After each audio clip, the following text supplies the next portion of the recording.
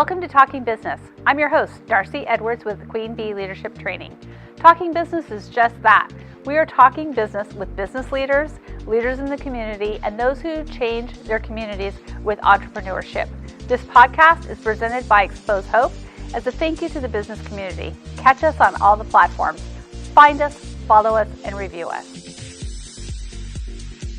Hello, welcome to Talking Business. I'm Darcey Edwards with Edwards Realty Trust and Queen Bee Leadership Training. And today I have with me Keith Sconiers with, what's your company name? PaySuite. PaySuite. Yes. So talk to me about how this came about, how you decided to start your business, and what was the catalyst for that?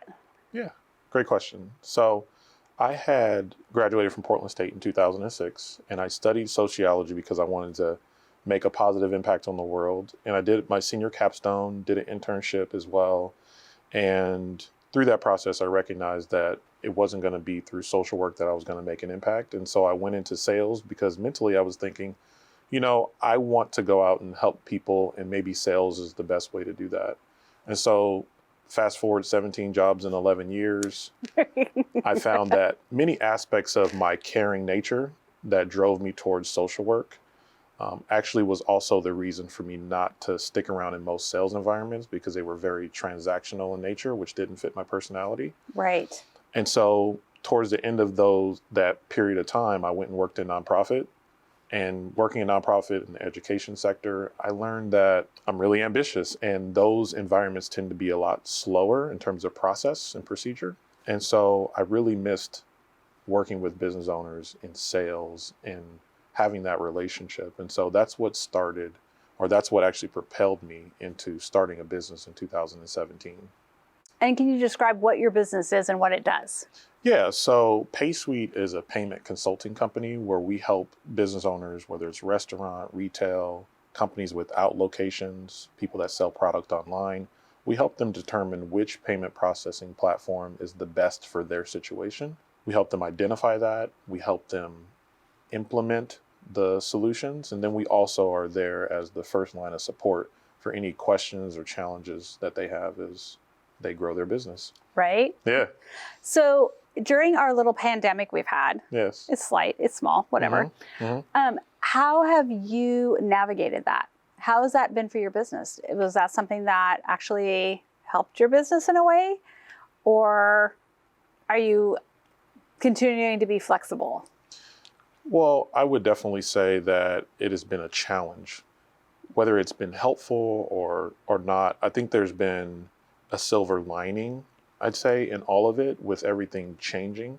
There's been the rapid adoption of online technologies like Zoom, right, and meeting people virtually, which has allowed us to meet more people, not only in the Northwest, but across the country and globally. Right. So it has been helpful from that perspective, but it's also been challenging because we work very closely with family-owned companies, and seeing, husband and wife and children doing everything they can in the middle of a pandemic to keep what they've built over the course of several decades has been challenging from an emotional perspective. So from that standpoint, there's been upsides to the pandemic, but there's also been very difficult things that I've experienced, just being in close relationship with people that are on the verge of, sometimes losing everything, it seems. Yes. Yeah. Absolutely. Yeah. And devastating restaurants and bars and all of those folks that are trying to make it happen. You mentioned something about working with a nonprofit. I feel like you're one of those people, just from I've met with him before, so I kind of know slightly, that you have a heart for people, and that comes through very evidently. How do you give back, or what community do you love to just give your time to? Because I know that you're a huge giver.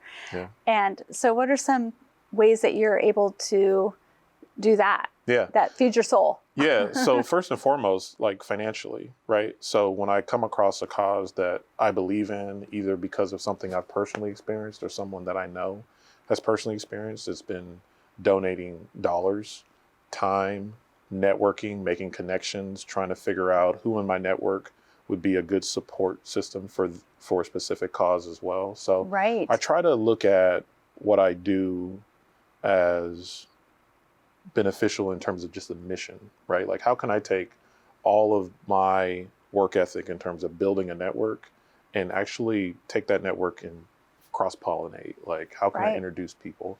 How can I pull other people into the fold? So that's how I've figured out a way to make a difference. That's awesome. Yeah. Well, and most business owners, I'm going to be really super honest, like, we love connecting people. That's our high, right? Yep. We're like, oh my gosh, I made that happen and I Yep. love it. So what is one of your favorite stories of somebody that you served, like a client? What's one that you love the most? Like, I just love telling this story about this business. Yeah, in terms of connecting them to a cause, or in terms of serving them just in general? Yeah, okay, so, either way. So one of them is actually, how did I get connected here? So I actually had a restaurant owner that used to run a very successful restaurant in Hillsboro. He got me introduced to a nonprofit. My wife and I went to that nonprofit gala, supported that organization. Through that organization, we met someone who is an administrator at a school, who is also serving, I was at-risk youth. So they have quite a few at-risk students in their school district, right? And in their school. So this administrator got me connected to her school. And then I was able to connect a former athlete that I know to their organization because they need a location. So it all started with me working with that restaurant owner in Hillsboro. Right. That connected me to one nonprofit, that connected me to another, and now I'm connecting one nonprofit to them for them to collaborate on being able to do some great work together. Isn't that fabulous? Yeah. I love that. Yeah. That makes my heart happy. Hearing all of that, where everybody is connected and symbiotic. And what's your 5-year plan for your business? Great question. I would say my 5-year plan, actually it's within reach. My goal is in 3 years, but to be in every state of the United States in terms of a strong clientele. Right. That's awesome. Then, so that's our primary goal right now. And then we have some other initiatives on the outside of that are connected to some other communities that we want to serve in terms of hiring athletes. I'm a former athlete, so I do a lot in that community. So hiring other athletes in other states as well. So awesome. Yeah. So as a business owner, what is your favorite part of being your own boss? My favorite part of being my own boss. My favorite part actually is being able to say yes and make decisions based on my values, not based on, whether my boss will tell me I can or I can't. I've had friends and family who have had, challenging situations over the course of the pandemic, and I was able to say yes.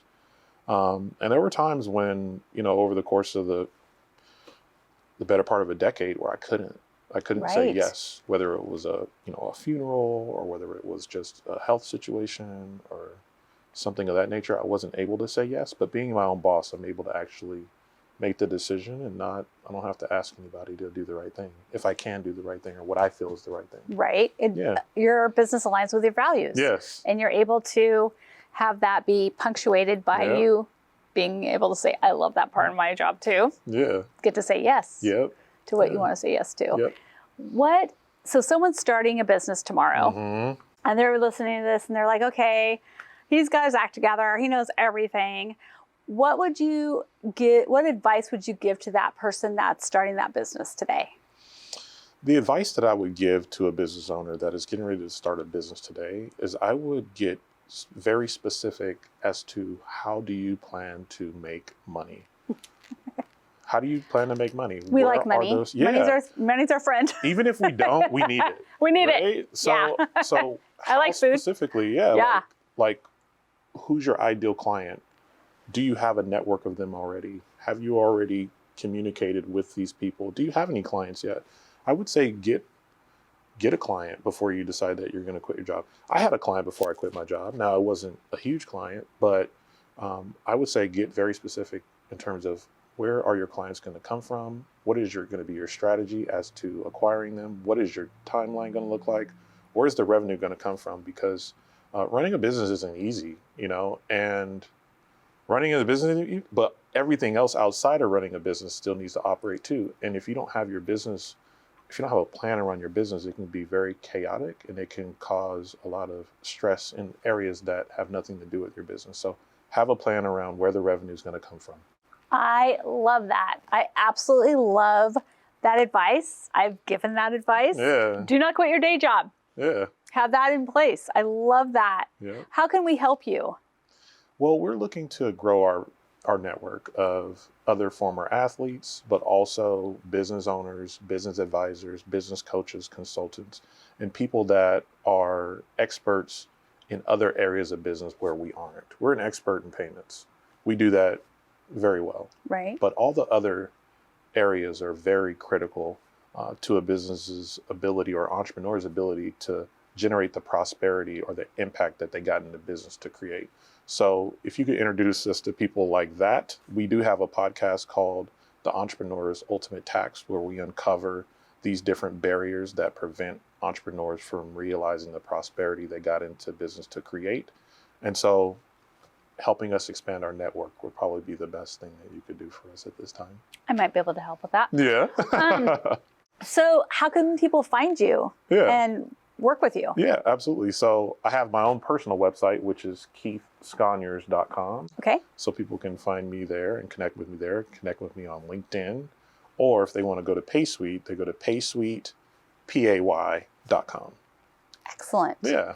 Thank you so much for taking time to meet with me here and talking with us. Thank you Appreciate for having your me. time. I really appreciate it. Absolutely. Awesome. Thank Thank you. Darcey.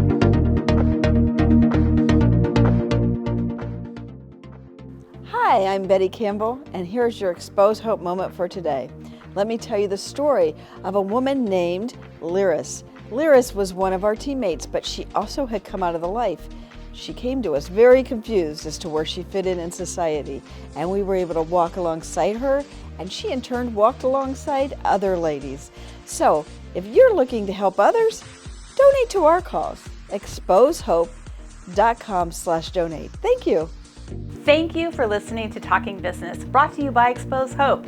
We can be found on all of your favorite podcast platforms, YouTube, iTunes, all of them. Also, be sure to like us, share us, and leave a comment. Who do you want to hear from? We want to know.